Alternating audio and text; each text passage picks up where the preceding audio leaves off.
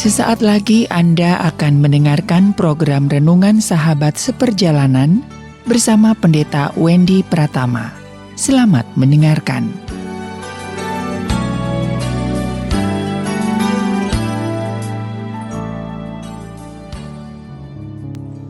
Selamat berjumpa kembali dalam layanan audio Sahabat Seperjalanan. Hari ini adalah Selasa 10 November 2020, Hari Pahlawan Nasional. Sahabat Seperjalanan, tema renungan dan saat teduh kita hari ini yaitu berjudul Indahnya Keberhasilan. Indahnya Keberhasilan. Firman Tuhan terambil dari Mazmur pasal yang pertama, ayat yang ketiga. Demikian bunyi firman Tuhan. Ia seperti pohon yang ditanam di tepi aliran air, yang menghasilkan buahnya pada musimnya dan yang tidak layu daunnya. Apa saja yang diperbuatnya berhasil. Mari kita berdoa. Bapa yang di dalam surga, tolong kami sahabat seperjalanan untuk bisa menyikapi hidup dan memaknai hidup dalam mengalami sebuah keberhasilan yang benar, sesuai dengan firman-Mu, sesuai dengan petunjuk-Mu, dan sesuai dengan apa yang Tuhan inginkan terjadi di dalam kehidupan kami. Dan kami percaya Engkau sudah merancangkan keberhasilan di dalam hidup kami secara baik dan sempurna. Di dalam nama Tuhan Yesus kami berdoa. Amin. Sahabat seperjalanan yang dikasihi Tuhan, siapa yang tidak ingin berhasil dalam hidup ini? Semua ingin berhasil dalam kehidupan ini. Namun sewaktu kita boleh bertanya, berapa banyak orang kemudian di masa tuanya dia merasa berhasil? Rasanya mungkin jumlah yang merasa tidak berhasil jauh lebih banyak daripada yang merasa berhasil. Pertanyaannya, di mana salahnya? Karena dunia seringkali mengkategorikan orang berhasil itu adalah kaya, terkenal, punya kedudukan, dan punya popularitas. Itu keberhasilan yang hanya beberapa poin saja. Kaya, terkenal, berkedudukan, punya popularitas. Rasanya tidak sampai 5 jari.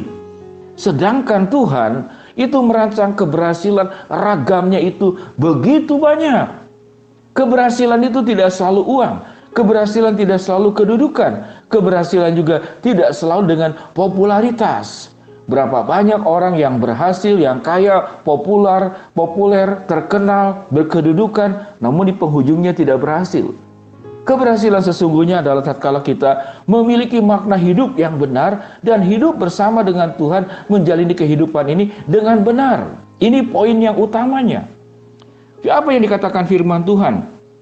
Apa hidup yang benar? Di dalam ayat yang pertama, Mazmur dikatakan, jangan berjalan di jalan orang fasik, jangan berdiri di jalan diberi orang berdosa, dan jangan duduk dalam kumpulan pencemooh. Tetapi yang kesukanya adalah Taurat Tuhan, yang merenungkan Taurat itu siang dan malam. Ini makna hidup, tujuan hidup, dan hidup yang dekat dengan Tuhan. Sewaktu kita hidup dekat dengan Tuhan, hidup di dalam firman Allah, apapun keadaan hidup kita, kita akan menjadi disebut sebagai orang-orang yang berhasil di dalam Tuhan. Tatkala kita hidup benar, mengandalkan Tuhan, bersandar kepada Tuhan, maka ada keberhasilan lainnya, keberhasilan bonus yang indah yang terjadi dalam kehidupan kita. Karena mengapa? Orang yang hidup benar, yang bergaul dengan Tuhan dengan benar, yang tidak hidup di dalam berdosa, yang taat kepada Taurat Tuhan, Alkitab mengatakan dia seperti pohon yang ditanam di tepi aliran air, yang menghasilkan buah pada musimnya, yang tidak layu daunnya, dan apapun yang dikerjakannya akan berhasil. Ini janji kebenaran firman Allah. Jadi ada orang yang tidak berhasil dalam kehidupannya itu adalah berkemungkinan karena dia tidak hidup di dalam Tuhan. Tapi ada yang berkata, Pak Wendy, itu ada orang kaya tidak kenal Tuhan, ada orang berkedudukan tidak kenal Tuhan, ada orang populer tidak kenal Tuhan, tapi mereka berhasil. Betul, mereka berhasil dalam kekayaan, mereka berhasil di dalam kedudukan, mereka berhasil di dalam popularitas. Namun mereka kehilangan makna hidup, karena apa yang dikerjakannya semata-mata untuk diri sendiri. Maka itu di mata Tuhan, mereka bukan kelompok orang berhasil. Mereka tidak berhasil. Mereka berhasil dalam pencapaian di dalam mata dunia, namun tidak berhasil di dalam pandangan Tuhan. Orang yang berhasil sesungguhnya adalah dia hidup benar di hadapan Tuhan, mengikuti jalan Tuhan, taat kepada firman Allah, dan ekses daripada orang yang taat kepada firman Allah, maka hidupnya juga akan baik. Dia akan punya karakter yang baik, dia akan menjadi orang yang bertanggung jawab, dia akan orang yang mudah memaafkan, dia akan orang yang menjadi orang yang mudah bersyukur. Energi yang keluar dari dirinya adalah energi positif. Dia berdiskusi tentang ide, tentang masa depan, tidak mendiskusikan kejelekan-kejelekan orang lain. Orang yang dekat dengan Tuhan juga positif, dia berani menghadapi resiko, dia menghargai dirinya sendiri. Dia juga orang yang murah hati untuk bisa tatkala berhasil, dia bisa menolong orang lain juga untuk berhasil. Dia punya target, dia tetap mau belajar, dia tetap mampu mengoreksi diri. Dia punya kemampuan beradaptasi dengan keadaan yang ada. Dia pandai mengelola waktu, dia pandai mengelola uang. Bayangkan, kalau orang yang dekat dengan Tuhan, maka ada modal-modal kehidupan, kebiasaan-kebiasaan hidup yang demikian banyak, maka itu adalah modal besar untuk orang berhasil di dalam bidang apapun. Anda akan berhasil menjadi orang kaya. Karena mengapa? Karena Anda memiliki karakter-karakter yang luar biasa yang saya sebutkan tadi. Anda akan menjadi orang populer. Mungkin tidak populer dalam pengertian Anda dikenal lewat media massa atau dikenal karena sesuatu yang Anda miliki. Namun Anda dikenal sebagai orang yang baik, orang yang bijaksana, orang yang murah hati. Maka itu pun juga adalah sebuah keberhasilan. Sahabat seperjalanan yang dikasihi Tuhan, apa itu keberhasilan? Ada banyak ragam keberhasilan. Kalau ditanya, Pak Wendy, apakah Pak Wendy itu orang kaya, orang yang berhasil? Saya merasa saya sebagai orang yang berhasil di dalam aspek karunia yang sudah Tuhan berikan kepada saya.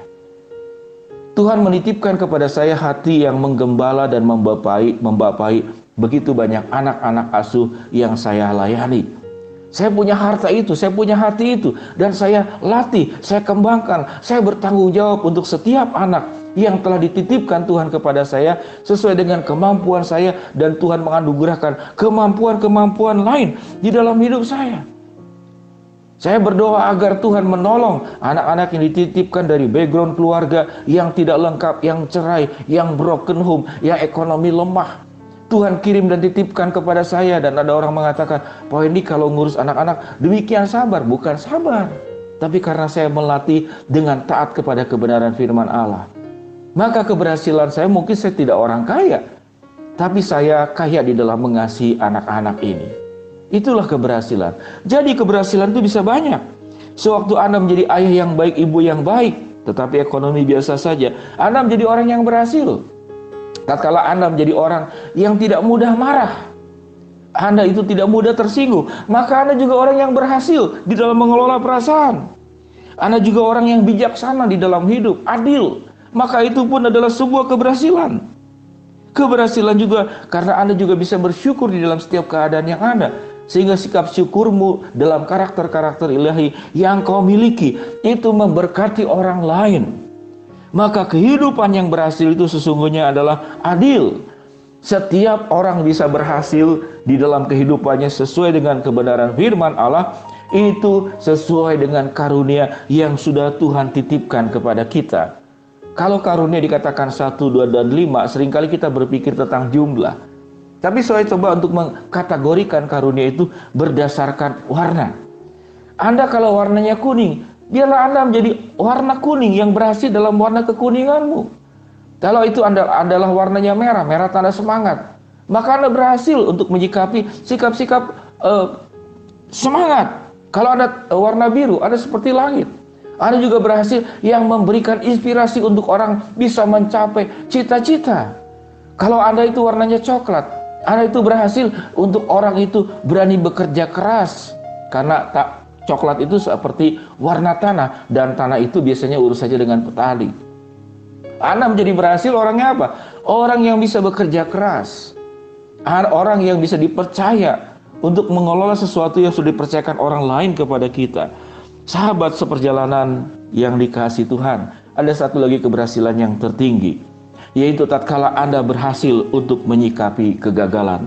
Hidup ini selalu ada kegagalan, namun kegagalan itu sesungguhnya adalah sebuah sekolah yang diberikan oleh Allah untuk menjadikan kita belajar kepada Tuhan, dan setiap keberhasilan itu melalui sebuah proses.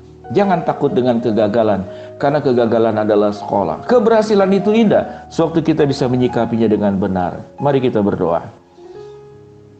Bapa yang di dalam surga, hamba-Mu berdoa untuk sahabat seperjalanan yang sedang sakit di rumah maupun di rumah sakit. Tuhan jamah, Tuhan sembuhkan. Sahabat seperjalanan yang sedang menghadapi masalah, kesulitan, tantangan, dan persoalan hidup, Tuhan bukakan jalan. Bagi kami yang sedang berdoa mengharapkan sesuatu, Tuhan akan kabulkan sesuai dengan waktu, rencana, dan kehendak-Mu. Tolong kami semua sahabat seperjalanan untuk bisa memahami keberhasilan itu dengan benar sesuai dengan terang kebenaran firman Allah. Indahnya sebuah keberhasilan hidup.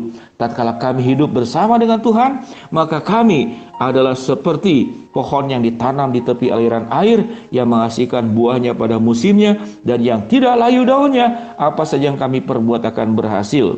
Dalam nama Tuhan Yesus kami berdoa. Amin.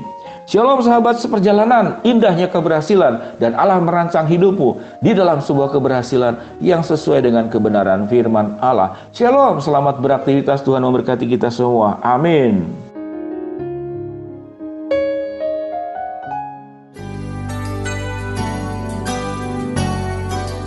Anda baru saja mendengarkan program Renungan Sahabat Seperjalanan bersama Pendeta Wendy Pratama.